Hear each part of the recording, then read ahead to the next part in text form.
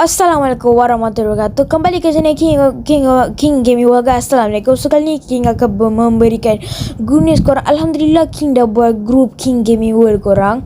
So korang kalau korang nak join gaming group, korang boleh pergi alamak tersilap pergi tekan community. Inilah King dah buat group lah kan.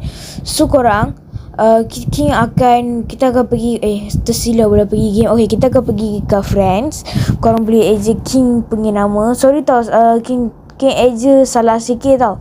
Sebab alamak tersilap eja.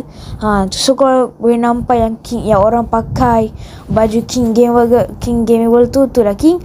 So kalau korang boleh nampak tu King team punya baju tu, korang boleh beli, jangan risau. 5 Robux tu korang stok masih ada, jangan risau. So korang boleh pergi ke view full profile, korang boleh tekan and korang boleh pergi scroll bawah.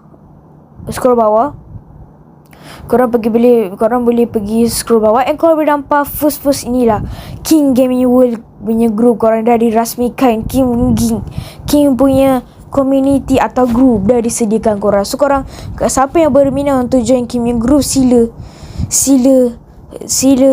sila pergi Roblox dah ikut tutorial ni korang. Okay, bagi tahu semua ni sebab kita punya subscriber dah sampai 57 subscriber korang. Actually kena bawah 135, tapi nak awalkan atas sabar sangat. Okay, macam tu lah. Okay korang, siapa yang berminat boleh ikut tutorial ni and korang boleh join King punya group lah korang.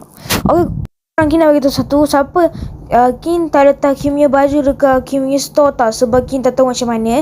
So kalau korang nak beli baju King, korang kena pergi view profile King lah. Okay korang sampai sini saja lah untuk video kali ni guys. Macam-macam jangan lupa like, follow, share, komen dan subscribe guys. Bye guys. Assalamualaikum warahmatullahi wabarakatuh. King out.